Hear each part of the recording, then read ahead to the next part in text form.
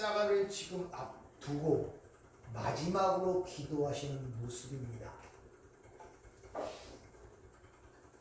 우리가 하나님 앞에서 무엇을 기도해야 되고 여러분의 인생의 마지막 지점을 당했을 때 우리가 무엇을 위해서 하나님께 기도해야 되는가를 오늘 주님의 기도하는 모습을 통해 우리에게 가르쳐주고 있습니다. 사실 우리들의 모든 문제들을 돌이켜보면 예수 그리스도와 하나님께서 그 아들을 통하여 이루신 큰 그 일이 무엇인가를 알지 못할 뿐더러 기로 인하여 하나님께서 우리에게 제공하시는 것들을 인식하지 못하고 또한 믿지 못함으로 우리의 삶에 나타나는 모든 고통과 모든 문제들, 불행함, 두려움, 염려와 근심들이 있다는 사실들을 여러분이 아셔야 됩니다. 그래서 누차 말씀드린 것처럼 14장서부터 시작되는 마지막 유언적 설교에서 반복하여 내가 이것을 너에게 이름은 내가 누리는 평안을 너희도 누리게 하려 함이며 나의 기쁨을 너희가 누리게 하려 함이며 그 환난을 당할 때 너희로 실족지 않고 이기게 하기 위해서 이 말씀을 너에게 이른다. 이런 내용들이 앞에서 반복되는 것을 우리가 볼 수 있습니다. 따라서 우리가 하나님께서 우리에게 주신 이 구원을 영화롭게도 생각지 못할 뿐더러 즐거워하지 못함으로 말미암아 자꾸 이 세상의 헛된 것들에 대해 우리 마음이 자꾸 빼앗기고 있다는 것입니다. 그리고 영원치 못할 것들에 대하여 자꾸 우리의 삶이 우왕좌왕하며 흔들리고 있다는 것을 우리가 잘 기억을 하셔야 됩니다. 오늘 주님께서 먼저 아들에게 주신 영광이라는 말씀을 통하여 그 아들에 주신 영광을 주님께서 또다시 우리에게 주시겠다고 지금 22절을 통해서 우리에게 말씀하시는 것을 볼 수 있습니다. 즉 주님께서 우리에게 주시겠다는, 즉 아버지가 내게 주신 영광을 나도 너에게 주겠다는 그 영광, 그 아들의 영광이 무엇을 의미하는가를 우리가 잘 이해를 하셔야 됩니다. 성경은 처음부터 끝까지 모든 만물이 하나님의 영광을 위해 창조되었다고 그렇게 이야기를 합니다. 그래서 시편 19편 1절을 보면 하늘이 하나님의 영광을 선포하고 궁창이 그의 손으로 하신 일을 나타내는도다 이렇게 이야기를 합니다. 그렇게 하나님의 영광을 드러내로 창조된 모든 피조물의 정점에 있는 그 하나님의 형상대로 창조된 인간이 하나님의 영광을 가장 잘 드러나도록 만드신 것이 바로 우리 사람이라는 것입니다. 그래서 창세기 1장 27절을 보면 하나님이 자기의 형상, 곧 하나님의 형상대로 사람을 창조하시되 남자와 여자를 창조하시고 이렇게 얘기합니다. 그래서 사람을 창조하시고 이 사람이라고 이 번역된 단어가 원문으로 보면 에트 하 아담 이렇게 표현되어 있습니다. 여기 인자라는 말이 사람, 주님께서 이 땅에 오셔서 자신에 대하여 칭호를 가장 많이 사용한 단어가 인자, 안드로포스, 휘오스, 요 하 아담이라는 단어예요. 그러니까 하나님이 자신의 형상대로 창조한 그 사람이 무엇인가를 가장 잘 드러낸 분이 예수 그리스도라는 것입니다. 그것이 사람이다 이런 말이에요. 그것이.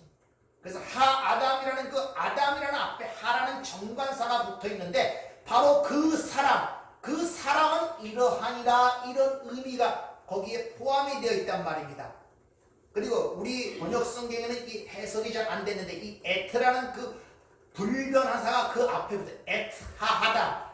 에트라는 그 단어는 알레프라는 히브리 첫 번째 자음과 마지막 22번째 자음 타부가 붙어서 에트라 그래요. 처음과 마지막, 시작과 끝. 즉 인간의 모든 것들은 하나님의 영광을 드러내기 위해서 존재하는 것이 바로 사람이다 라는 그런 의미가 하나님의 형상대로 사람을 창조하셨다는 그 말씀의 의미란 말입니다. 그러니까 이 사람은 하나님을 드러내지 못하면 그 자체가 사람이 아닌 것입니다. 그래서 사람을 창조할 때의 모습, 창세기 2장 7절의 모습과 짐승들을 창조하는 모습, 2장의 19절의 것을 잘 비교해보면 똑같은데 다 흙으로 만들었는데 다른 것이 딱 하나가 있어요. 그것이 인간에게 생기를 불어넣었다는 말이 인간의 창조에 구현이 되어 있단 말입니다. 이 네샤마라는 단어인데 그 네샤마라는 단어가 시편 마지막 편 150편 6절 마지막 절에 호흡이 있는 자마다 여호와를 찬양하라 그래요. 그래서 호흡이라는 단어가 네샤마, 인간의 코에 불어는 생기라는 단어와 똑같은 단어예요. 그러니까 짐승과 다르게 우리에게 주어진 그 생기가 뭐냐면 여호와를 찬양하는 것이 바로 그 생기란 말입니다. 따라서 하나님의 은혜를 알지 못하고 하나님을 찬송치 못하고 하나님의 영광에 살지 못하는 삶은 짐승의 삶과 마찬가지예요.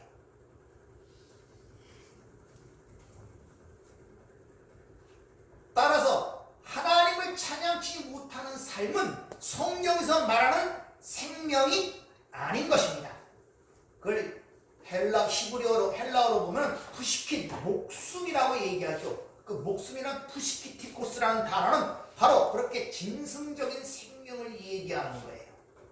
성경이 말하는 생명이라는 것은 세상이 생각하는 저와 일반적으로 생각하는 육신적 생명을 말하는 것이 아님을 여러분들이 잘 기억을 하셔야 됩니다. 따라서 그 짐승이 바다에서 큰 짐승을 하나님이 만들어내시죠. 그 짐승이 요한계시록 13장에 보면 바다에서 나온 짐승, 땅에서 나온 짐승, 그들이 하는 짓이 뭐냐? 자신들에게 권세를 줄 용에게 경배하고 절하게 만드는 것이 그 짐승의 특징이죠. 그래서 이 바다를 저주의 바다, 세상이라고 표현하고 있단 말입니다. 그래서 이 세상에 사는 자들에 대해서 비하기를 너희가 꼬리가 되지 말고 머리가 되라 그러죠. 이 바다의 물고기들은 꼬리에 힘이 있어요. 머리에 힘이 있는 것이 아니라.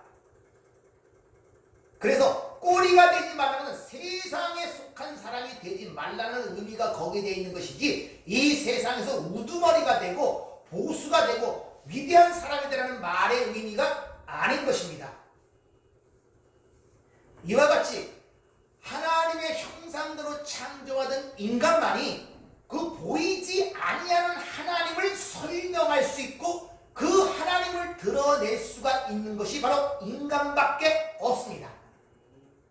그래서 모든 썩어짐의 종로를 타는 피조물들이 하나님의 아들들이 나타나기를 간절히 고대한다는 로마서 8장의 말씀은 우리 인간만이 하나님을 드러낼 수가 있고 하나님을 설명할 수가 있어요.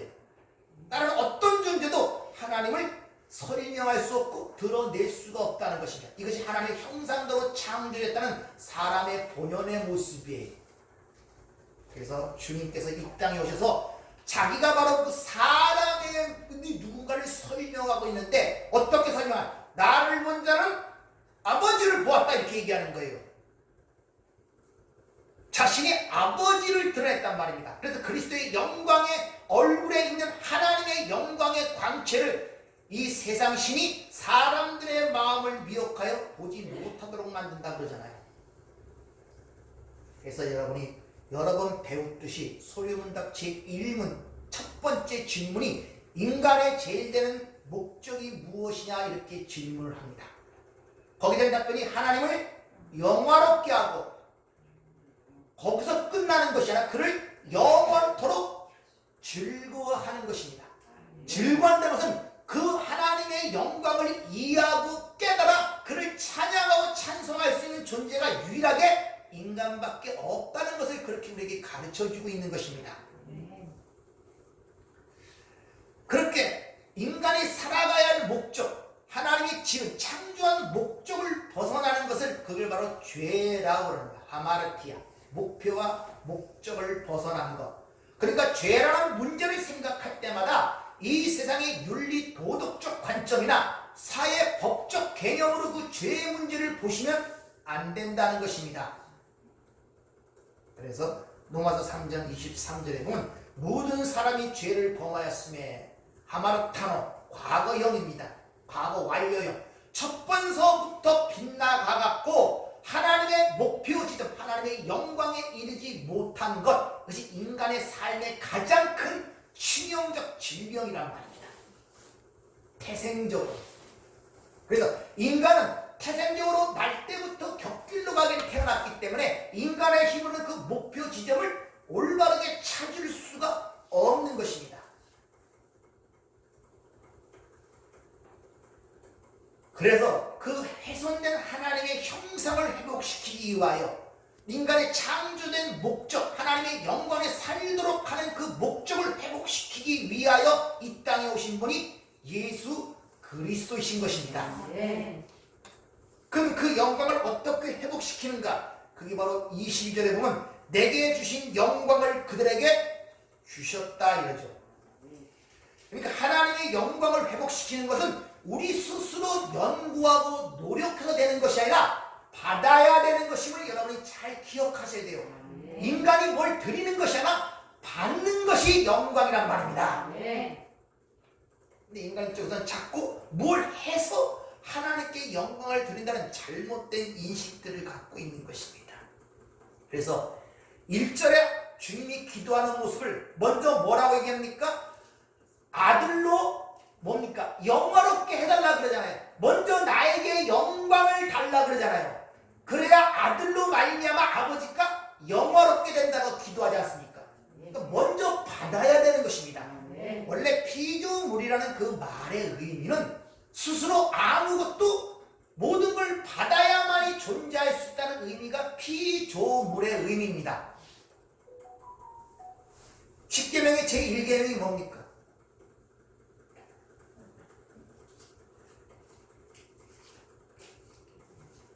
십계명의 제1계명이 뭐예요?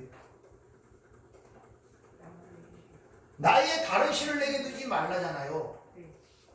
나, 에고, 나. 하나님만이 나예요. 아시겠습니까? 창조자만이 나라고 할 수 있어요. 에고의 의미, 나, 스스로 있는 자. 근데 우리 전부 다 나라 그러잖아요. 우리는 나가 없다니까요. 피조물은 모든 걸 받는 자들이 피조물의 특징이란 말입니다. 이것이 너희들 중에 받지 아니하는 것이 무엇이냐? 그래서 뭘 자랑할 것이 있느냐? 이렇게 성경은 우리에게 묻고 있죠. 따라서 영적 도덕적 존재로 만들어진 그 피조물이 천사와 인간인데, 인간만이, 사람만이 하나님의 형상이라는 그런 단어가 붙어 있다는 것을 잘 기억하셔야 돼요. 그래서 천사는 하나님께 쓰임받은 도구이지 하나님과의 교제를 통하여 하나님을 드러내고 하나님의 영광을 해석하여 설명할 수 있는 존재는 천사가 아니라 하나님의 형상대로 창조된 사람만이 그 일을 할 수 있음을 성경은 우리에게 밝혀주고 있다는 것입니다. 자, 밤에 보면은 달빛이 나죠. 달빛. 근데 달은 절대 스스로 빛을 낼 수가 없습니다. 근데 밤에 보면 달빛이 있어요. 그 빛이 무슨 빛입니까? 어디서 그 빛이 나는 거예요? 달은 태양빛을 받아 반사한단 말입니다. 달빛이라는 건 없어요. 달 자체는 빛을 낼 수가 없단 말입니다. 그러니까 그건 달빛이 아니라 햇빛을 받아 반사하는 것이 달빛이라고 사람들은 알고 있단 말입니다. 마찬가지로 우리가 받은 인간의 모든 것들은 하나님의 빛을 받아 드러내는 것이지 인간 자체 내에서 생성하고 만들어내는 것이 하나도 없다는 사실을 아셔야 돼요. 그래서 아담아 흙으로 사람을 지었다가 아니라 아담아 및 아파라 흙에 있는 먼지를 통하여 내가 너희를 만들었다고 창세기 2장 7절은 우리에게 그렇게 얘기를 하고 있는 것입니다. 우리 스스로 드러낼 수 있는 것은 아무것도 없는 거예요. 그러면 혹시 여러분들 생각 속에 또 그러면 바보들은 악한 것도 그럼 하나님을 받아서 말하는 것인가?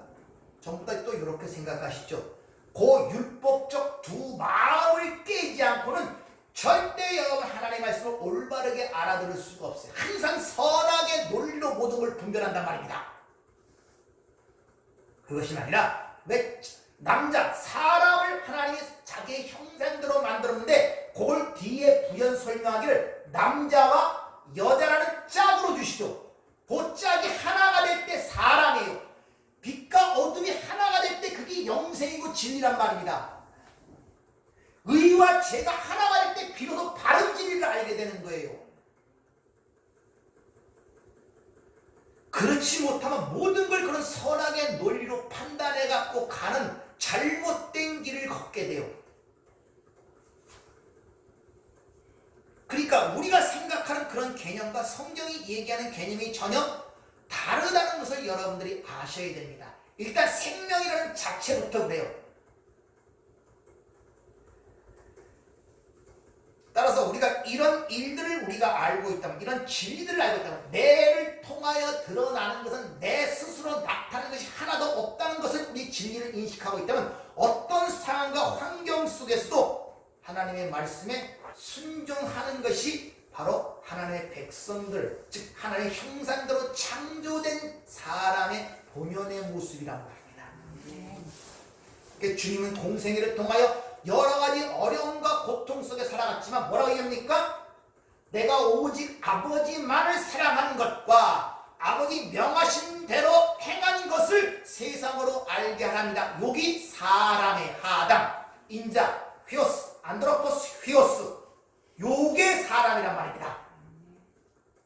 지금 세상에서 보이는 저와 여러분의 이 모습과 살아가는 우리가 그 사람이 아니라, 그러니까 하나님 눈에는 그 사람만이 사람이고 나머지는 짐승이기 때문에 마찬가지예요.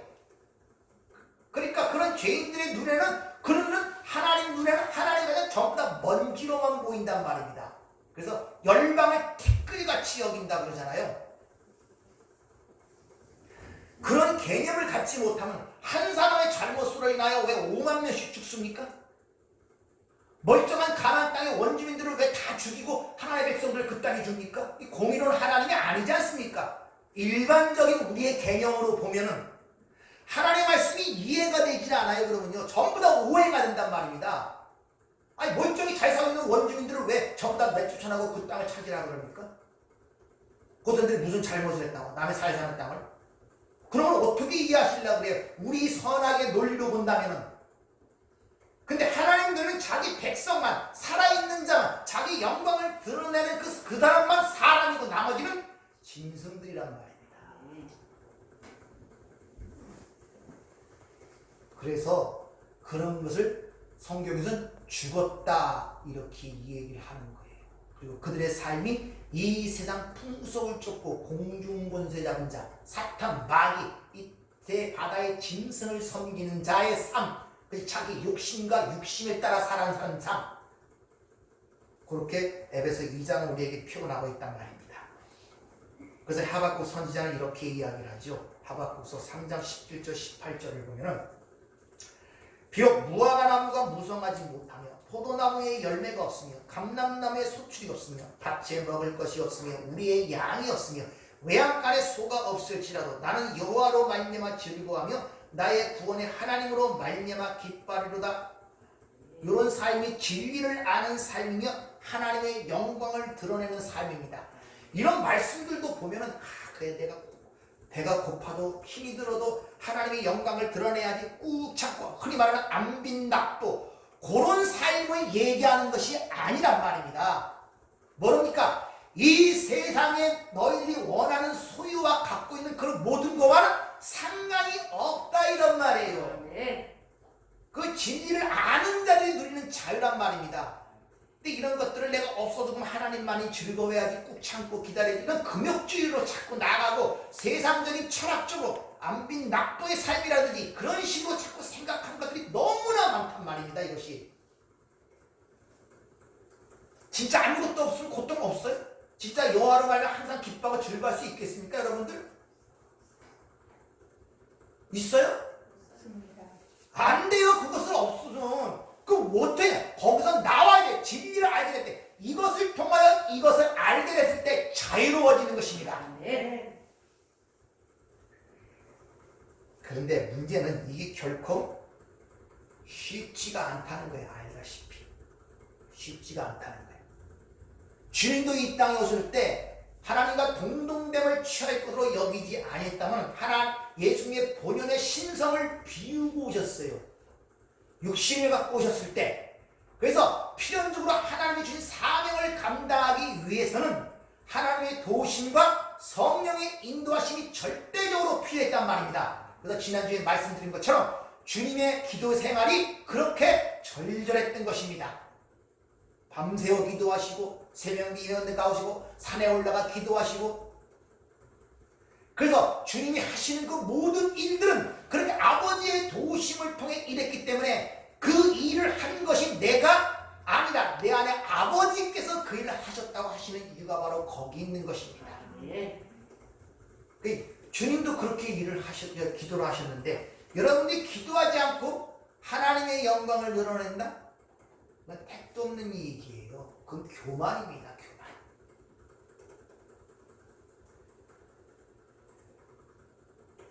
주님께서는 공생애를 시작해서부터 여러 가지 기적과 이적으로 하나님의 영광을 드러냈습니다. 그러나 가장 큰 하나님의 영광을 드러낸 그 장소가 어디냐? 어디입니까? 그건 아십니까? 하나님의 영광이 가장 확실하게 드러나고 온 우주에 드러난 사건이 십자가 사건이에요. 하나님을 아버지를 가장 영화롭게 한 것이 골고다라니까요. 그럼 여러분이 하나님의 영광을 위해 살아야 되잖아요. 어디로 가야 되겠습니까? 골고다로 가야 되는 거예요. 그래서 영문 밖으로 주님의 십자가 치욕을 짊어지고 영문 밖으로 나가자 히브리서는 그렇게 얘기하고 있지 않습니까? 근데 우리는 영문 밖으로 골고다로 가는 것이 아니라 자꾸 바벨론 꼭대기로 가려는 것이 우리 신앙생활의 모습이 아닌가를 돌이켜 보셔야 돼요. 그래서 주님께서 여러 가지 표적을 계속 바리새인들과 유대인들이 요구할 때 내가 보일 표적은 뭐밖에 없다? 요나의 표적밖에 없다고 하시는 말씀의 이유가 바로 거기 있는 것입니다. 이것이 주님이 자신의 육신으로는 감당할 수가 없음을 아셨단 말입니다. 아니, 육으로는 불가능해요. 그게 속한 자가 어떻게 하나님의 그것을 담아갈 수가 있겠습니까? 그래서 혈과 육은 그 하늘의 것을 받지 못한다고 고린도서 15장은 얘기하고 있지 않습니까? 육으로는 불가능하단 말입니다. 그래서 아버지가 나에게 힘을 주지 않는다면, 돕지 않는다면 절대 그 일을 감당할 수가 없기 때문에 아버지가 아들로 영화롭게 하옵소서, 그 말은 나를 높여달라는 것이 아니라 그 사명을 잘 감당하도록 힘과 능력을 주세요. 그렇게 아버지 사명을 잘 감당함으로 말미암아 그것으로 인하여 아버지가 영화롭게 되지 않습니까? 라는 기도가 오늘 본문 말씀의 의도란 말입니다. 그럼 여러분들이 이런 기도를 이해를 하셨다면 여러분 상에 여러 가지 절망과 낭만과 위기가 닥칠 수밖에 없는 상황 속에 있다면 어떻게 기도해야겠습니까? 그 위기와 어려움을 피하고 도망가게 해달랬습니까? 오지 않게 막아달랬습니까? 아니잖아요. 나에게 힘을 주세요. 이길 능력을 주세요. 이길 지혜를 주심으로 말미암아 하나님의 영광이 그것을 통하여 드러나기를 원합니다. 이것이 기도의 본연의 모습이란 말입니다. 그래서 아들을 영화롭게 해달라는 그것이 어떻게 십자가의 삶이 될 수 있는가? 자기 아들을 십자가에 못 박는 것이 어떻게 아버지의 영광이 될 수 있는가? 대개 세상의 아버지들은 아들이 출세하는 것이 자기의 영광으로 생각하는 게 우리 삶 아닙니까? 아들이 잘 출세해갖고 좋은 대학 나와서 고지 꼭대기 올라가고 남들로부터 칭송과 칭찬을 받는 것이 부모의 영광으로 생각하는 게 이 땅의 보편적 생각들 아니에요. 근데 여러분, 진짜 그것이 아들의 영광을 위한 아버지의 생각입니까? 아니, 그 아들을 통해 자기가 나가고 싶어서 그래요. 자기가 그 하나님 자리에 올라가고 싶어서. 그 인간의 하나님처럼 되고 싶은 타락의 특성이라, 자기 욕심의 연장상이 자식이란 말입니다. 그러니까 죽을 둥 살 둥 모르고 과외를 시키고 뼈를 빠지면서 애 교육을 시키는 이유가 뭡니까? 자기의 영광을 위하여. 이게 인간의 욕심이란 말입니다. 그런데 성경의 아버지가 영광 받는 전혀 달라요. 아들의 십자가에 내 죽는 것입니다. 지난주에 말씀드렸죠. 그래서 빌라도가 예수를 죽인 것도 아니고 유대인과 바리새인이 죽인 것도 아니고 주님이 스스로 자기 목숨을 버렸다 그러죠. 순종했습니다.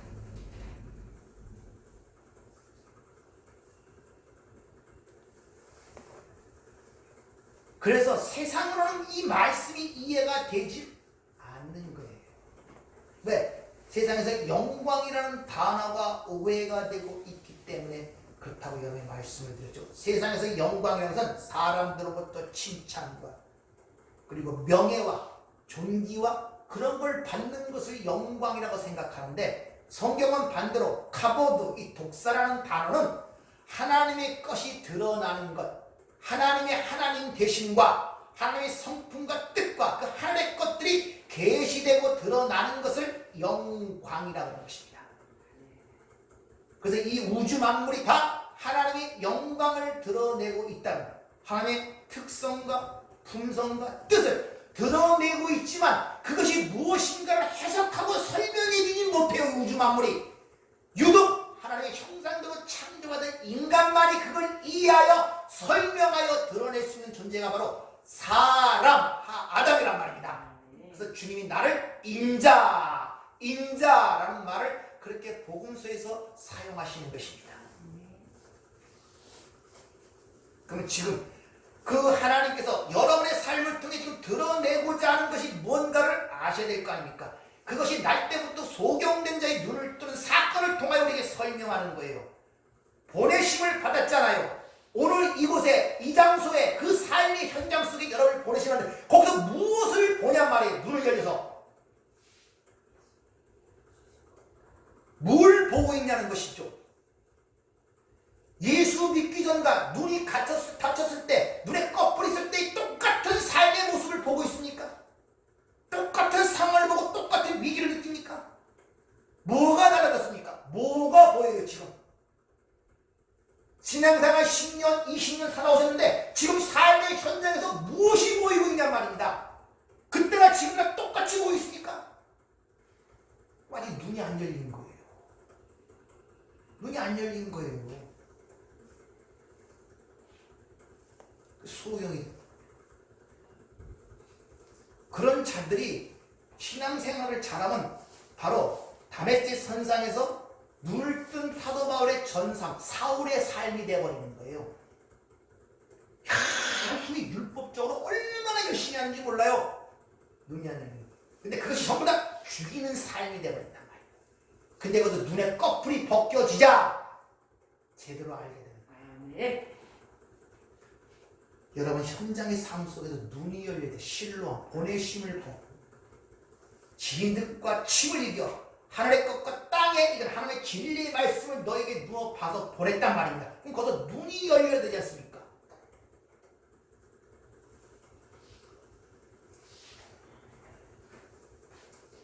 따라서 영광이라는 것은 우리 것을 드러내는 것이 아니라 내가 드리는 것이 아니라 받아서 드러내는 거예요. 필연적으로 그 영광이 드러내기 위해서는 그러면 내가 비워지고 순종하는 자리로 내려가야만 되는 것입니다. 그러니까 순종이 되어지지 않고 내가 비워지지 않으면 그것이 영광이 드러날 수가 없어요. 내 뜻과 내 고집이 드러나는 것입니다. 그걸 깨닫지 못해서 초대왕으로 취임받았던 사울왕이 하나님께서 버림을 받는 것입니다. 그래서 거기서 순종이 제사보다 낫고 하나님의 말씀을 청정하니 수양이 기름보다 낫다는 말을 듣게 되죠. 왜? 하나님은 가서 모든 걸 멸하라고 말씀하셨단 말이에요. 자기가 비워지고 말씀대로 해야 되는데 가서 이기고 보니까 아까운 것들이 너무 많아. 그래서 하나님 드리기 위해서 요리 빼두고 조리 빼두고 이게 자기를 드리니 영광을 드린다지만 자기를 드리는 거란 말입니다. 어찌 이 망령된 일을 하셨나이까 왕이시여. 사울과 사무엘이 애달프 갖고 그렇게 이 얘기를 하잖아요. 자기가 비워지지 않는 가운데 행하는 모든 것들은 자기 영광이 된단 말입니다. 그건 차라리 안 하는 것보다 못한 것입니다.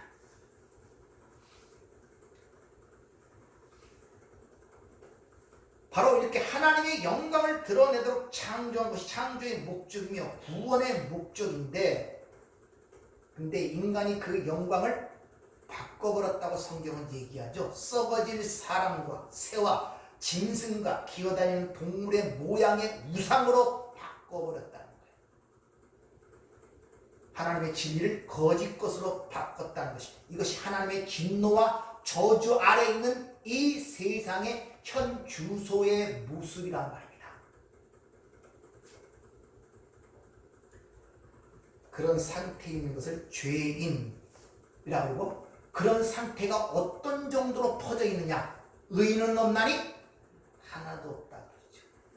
이런 말씀들도 뭐 도덕적 윤리적으로 봐가 착한 일을 하는 사람이 하나도 없다, 선한 일을 하는 사람이 하나도 없다, 구제를 하는 사람이 하나도 없다, 도덕적 윤리적 사는 사람이 하나도 없다, 그런 말이 아니란 말이에요. 그럼 무슨 말입니까? 의인 없다 하나다. 전부 다 사람의 영광을 위해 살아가고 하나님의 영광에 살아가는 자가 하나도 없다 이 말이에요. 인정이 되십니까? 네. 실상을 보시란 말입니다. 네. 우리가 믿고 구원받았지만 사실 나를 위해 살아가지 진짜 하나님의 영광을 위해 살아갑니까? 아니란 말이에요. 그래서 우리가 그걸 내놓을 수 없기 때문에 주님께서 자신의 영광, 자신이 받은 그 영광을 우리에게 주었다는 것입니다. 네. 어떻게? 예수 그리스도의 십자의 죽으심으로 말미암아 그 영광을 우리에게 회복시켰다는 것입니다. 여기서 주었다는 것, 대덕하라는 헬라어가 쓰이는데 이것이 완료형입니다. 완료 1인칭 단수예요. 그 이미 너에게 주어진 상태인데 인칭 단수, 내가 나를 너에게 주었단 말이에요. 주님이 우리 그 자신을 우리에게 주었단 말이에요. 또 다른 말로 내가 너와 혼인했단 말이에요. 한 몸이 됐단 말입니다. 또 다른 말은 뭐냐? 너희 안에 내가 씨를 주었단 말입니다. 여자가 맨날 한 달마다 땅으로 피가 쏟죠. 땅이 피가 쏟아지는 것은 죽음을 얘기합니다. 그 죽음의 과정을 겪는 여러분들에게 하나의 생명의 씨가 들어가자 그 땅으로 쏟아질 것이 새로운 곳으로 변화받는 것이 임신 아닙니까? 그게 산 거란 말입니다. 근데 여러분의 실제 삶 속에 내가 느끼는 것은 그 새로운 생명이 잉태되고 살았을 때 여러분은 고통스럽고 아파요. 힘들어요. 내 삶이 자꾸 파괴가 되어가요. 내가 원하던 것, 먹고 싶은 것 못 먹고 여러분 안에 그 새로운 생명이 여러분을 주장하는 것과 같단 말입니다. 그 주었단 말이에요. 여러분의 생명의 씨를 줬다. 내가 너와 혼인했단 말입니다. 죽어야 할 것은 내가 새로운 것을 새로운 생명으로 내가 너에게 들어갔단 말입니다. 거기 주었다는 것입니다.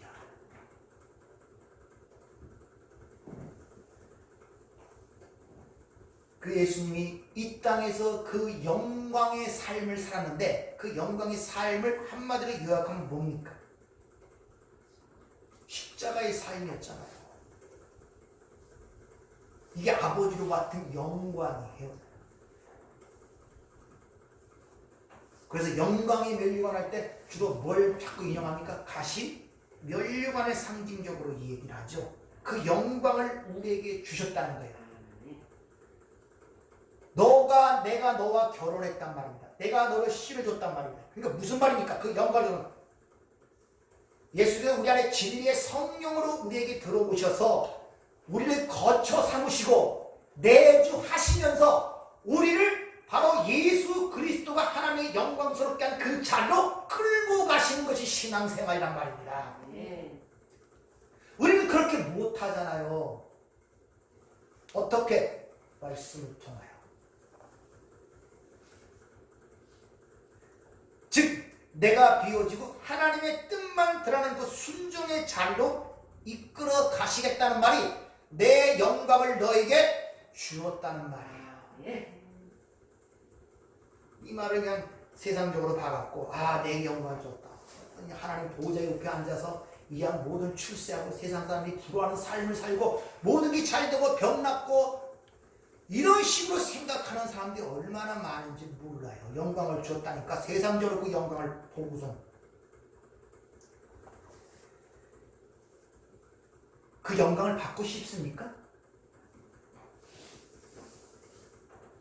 안 받고 싶죠? 왜? 그 직을 통해서 진짜 영광을 보지 못했기 때문에, 껍질만 보기 때문에 그래요. 그러니까 예수가 사람들 보기에 흥분하고 풍채도 없고 상한 얼굴을 갖고 그 안에 진짜를 보지 못하니까 겉장만 보고 자꾸 안 보는 거예요, 여러분들. 그러니까 뭘 묻고 얘기할 때 확신 있게 대답을 못해요. 왜? 그 갖고 있는 보배를 보지 못하고 그 가치를 보지 못하니까 얘기를 못해요. 내가 왜? 그 안에 진짜를 봐야 되는데 그 진짜가 안 보이고 겉껍질을 보는데 겉껍질은 내가 싫어하는 것들이거든, 전부 다. 근데 그럼 어떻게 좋다고 그러고 사랑한다 그러고 즐겁다 그러고 그렇게 가겠습니다 얘기하겠습니까? 안 되잖아요, 그거요. 그러니까 자꾸 어거지게 되는 거예요. 자꾸 스스로 속이는 거예요. 진짜 진리를 알지 못해서 진짜 즐거움과 기쁨으로 확신으로 가야 되는데 그 가치를 모르는 가운데 아니라 그러자니 믿음이 없는 것 같고 죄 짓는 것 같고, 그러니까 자꾸 스스로를 속이면서 그걸 감추고 있으니 신앙생활이 어떻게 자유로울 수가 있어요. 점점 무거워지고 힘이 든단 말입니다. 그러니까 기뻐할 일이 뭐 있습니까? 세상 변하는 거 하나도 별로 없는 것 같고 10년 미래나 20년 몇이나 그때 상황이나 지금 상황이나 나아진 것도 없고 생활이 펴진 것도 없고 맨날 핍박한 사람은 똑같이 핍박하고 맨날 똑같은 고통, 염려와 근심, 불안 계속 같은 것만 20년, 30년 반복되고 있는데 예수 믿는 게 재밌겠습니까? 하나도 재미가 없지. 오히려 육신은 늙어가고 정신은 자꾸 산란해지고 왜 인생이 이런가 허무하게만 하고 천국은 있긴 있는가? 주님이 내 안에 계신가? 이런 생각은 자꾸 속속 들어가갖고 마음만 신나하고 산란하고 믿습니다 하지만 속으로는 네가 믿느냐 이런 소리가 자꾸 속에서 퍽퍽 들리고 그런 갈팡질팡한 삶을 사시면 안 돼요, 여러분들. 그래서 이 자리에 와서 여러분들이 깨지는 것입니다. 요한복음 6장에 보면 어떻게 해야 우리가 하나님의 일을 하오리까? 굉장히 기특한 부름이죠. 일들을 하오리까?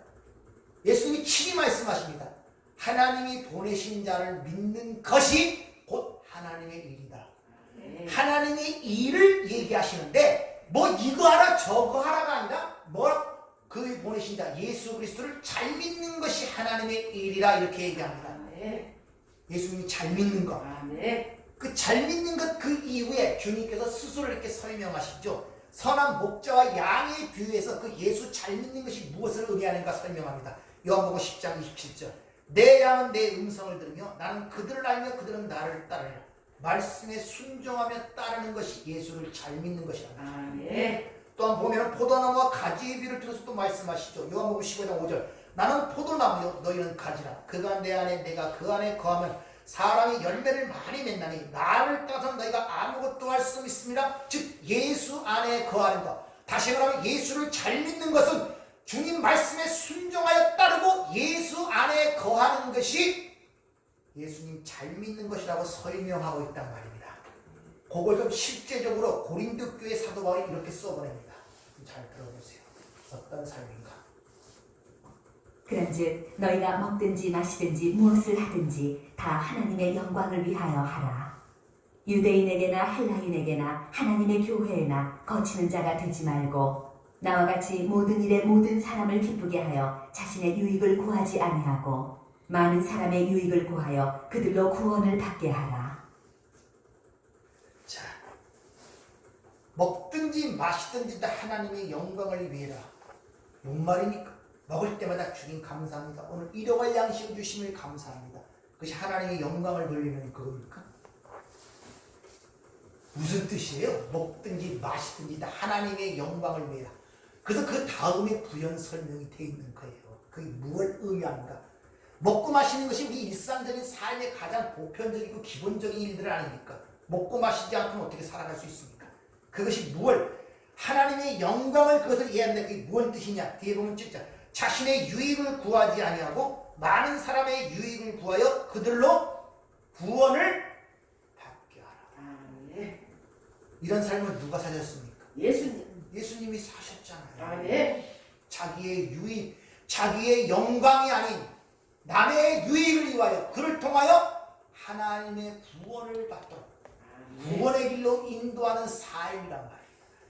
다시 말해 하나님의 백성들이 이 땅에 존재하는 목적은 그들을 도구와 수단을 통하여 자신의 선택된 백성들을 부르시기 위하여 여러분의 삶의 모든 것들이 허락되고 여러분의 삶에 주어졌다는 사실을 인식도 못하면 전부 다 그냥 하나님의 영광을 위해 살아가는 것이 아니라 내 영광을 위해 살아가는 삶이다, 이런 말이란 말입니다. 성경의 진리대로 우리가 진짜 믿는다면 사실 이 땅에 사는 거 지금 별로 안 좋잖아요. 좋습니까?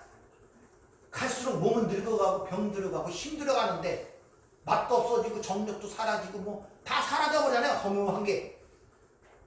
진짜라면 빨리 하나님 나라에 가고 싶잖아요. 영원 안식으로 들어가고 싶잖아요. 힘 다 고달프잖아요. 갈수록 젊었을 때나 젊은 기운에 그 세상적 열정에 살아가지만은, 근데 하나님이 왜 그 삶 속에 내버려 두시냔 말이에요.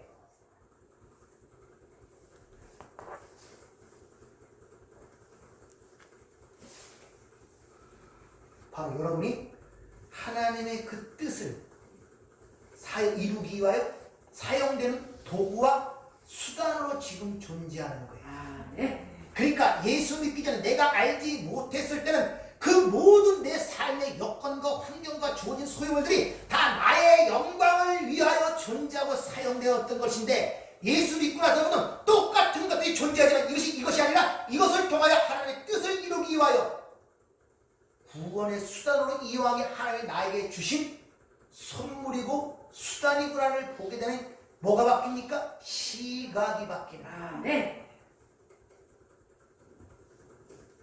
가장 밀접하게 이해를 든다면, 왼수같이 보이던 그 남편이 나를 가르치기 위한 교사로 보이기 시작하고 저 영혼도 구원받아야 할 불쌍한 영혼의 시각으로 보이기 시작한단 말입니다.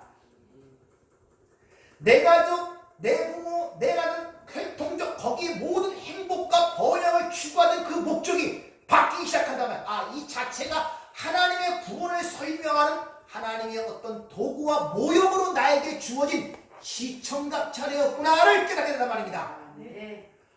이 부부간에 결혼하여 생명이 나는 것이 예수 그리스도와 신부와 신랑이 결혼하여 생명 탄생되는 걸 보여주고 경험하고 체험하고 알려주기 위한 하나의 시청각 자리였구나, 그 문제를 보게 된단 말입니다. 그럴 때 비로소 알게 되고 깨닫게 되는 거예요. 아니면 거기에 목적을 맞춰서 부단히 노력하고 살려고 요동을 치게 됩니다. 모르게 되면. 따라서 우리는 하나님으로부터 그런 믿음을 선물로 받은 자라서 그 믿음을 발휘하여 살아가기 때문에 고린도서 5장 7절에 성도는 보는 것으로 행하는 것이 아니라 믿음으로 행한다고 이야기를 합니다.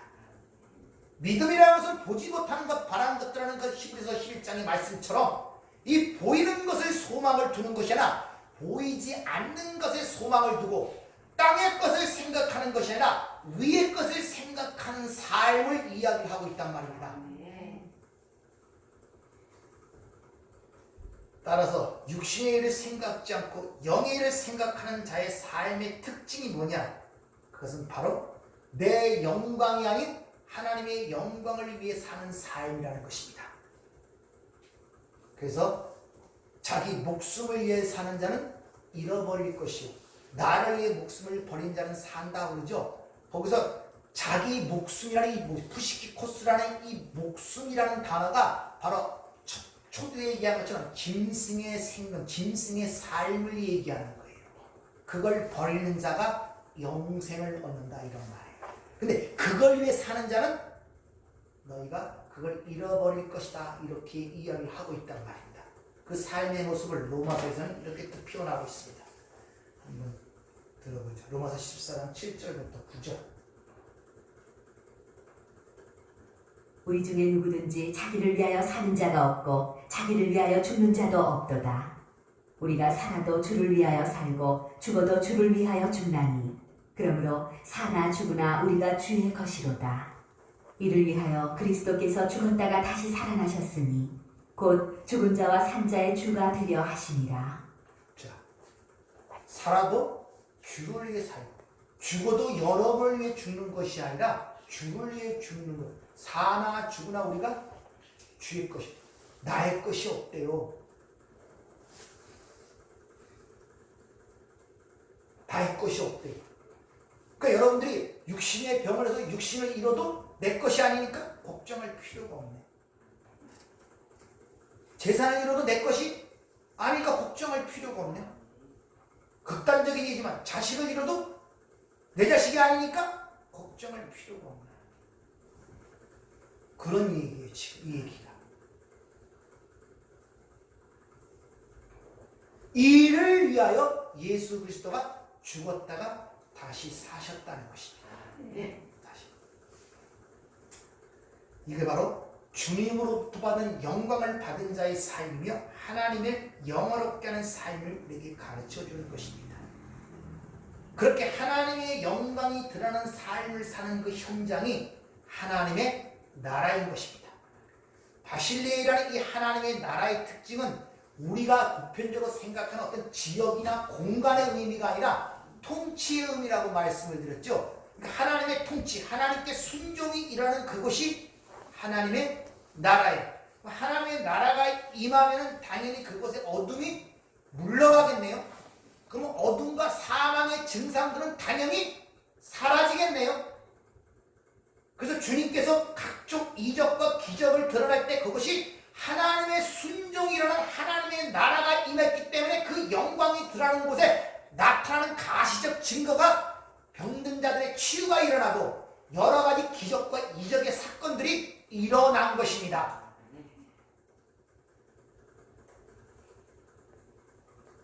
그래서 요한복음 8장 29절을 보면 나를 보내신 이가 나와 함께 하시도다. 나는 항상 그가 기뻐하시는 일을 행함으로 나를 혼자 두지 아니했다. 이렇게 얘기합니다. 그가 항상 기뻐하시는 일, 하나님의 말씀, 아버지가 순종하고 아버지의 영광 드러내는 삶을 사는 그곳은 바로 아버지가 함께하는 곳이었다. 이런 말이에요. 근데 그곳에는 하나님의 역사가 일어났기 때문에 그것은 나와 함께한 아버지가 내 안에서 그 일을 했다. 이렇게 얘기하는 것입니다. 그리고 아버지 궁극적으로 아들로 인하여 영광을 받으신 것을 뭐라고 표현하냐? 나를 본 자는 아버지를 보았다. 이게 인자, 사람의 모습이란 말입니다. 창세기 1장 27절의 말씀이란 말입니다. 그러니까 여러분도 주님이 그러했듯이 이런 절대절명의 위기가 아니더라도 이 세상을 살면서 수많은 위기와 어려움과 절망하고 낙심할 수밖에 없는 상황들이 닥칠 수밖에 없습니다. 이 세상은 어디를 가도 그럴 때마다 여러분이 어떻게 처신해야 되고 어디에 우리의 시각을 고정시키고 어떻게 생각해야 되는가를 지금 주님의 기도하는 모습을 통하여 우리에게 가르쳐주고 계시는 거예요.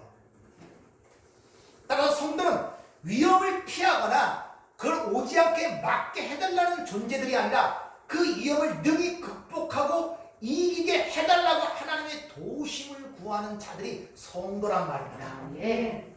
그 여러분이 힘들고 어려움이 닥칠 때마다 주님처럼 기도하세요. 이길 능력과 지혜를 주세요.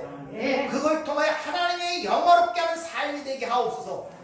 이렇게 기도하신다면 여러분의 삶에 닥치는 모든 문제 속에서 해결의 실마리점이 볼 뿐만 아니라 그걸 통하여 던지는 하나님의 메시지가 내 삶에 다가오게 된단 말입니다. 그럴 때 하나님의 그 삶의 메시지가 딱 제껴들 때 요셉처럼 아버지에 대한 믿음, 형제에 대한 믿음 싹 사라지고 당신들을 구원한 나를 이미 앞서 이 땅에 보내신 그 하나님을 찬양하게 되고 미움과 증오와 이런 모든 것이 용서가 비로소 일어나는 것입니다. 여러분들이 아직도 용서가 안 일어나는 것은 안 바뀌어서 그래요. 시각이. 용서는 내가 마음이 넓어서 너를 품어주고 하는 그런 인간적인 용서를 성경에 얘기하고 그걸 다른 면으로 봐야 돼요. 다른 면으로. 그럴 때 여러분이 그렇게 숨뿌리고 삶에 고통거리게 되는 것들이 바로 그렇게 다른 게 보게 될 때 그게 은혜로 하나님의 사랑의 손길로 다가올 때 그게 비로소 용서가 되는 것입니다. 한 해가 다 가고 있어요. 한번 돌이켜보세요. 11개월을 살았는데 올해는 내가 하나님의 어떤 것을 더 알고 깨달아 하나님께 얼만큼 더 가까이 갑니까? 이제 하나님의 방식에 따라 삶의 문제들을 해석하고 읽어내는 능력이 나에게 조금씩 생겼는가? 아마 여전히 작년과 똑같은 문제 때문에 고민하고 염려하고 불안해하고 두려워하고 변하지 않았는가를 한번 스스로를 이렇게 자각들을 한번 해보세요.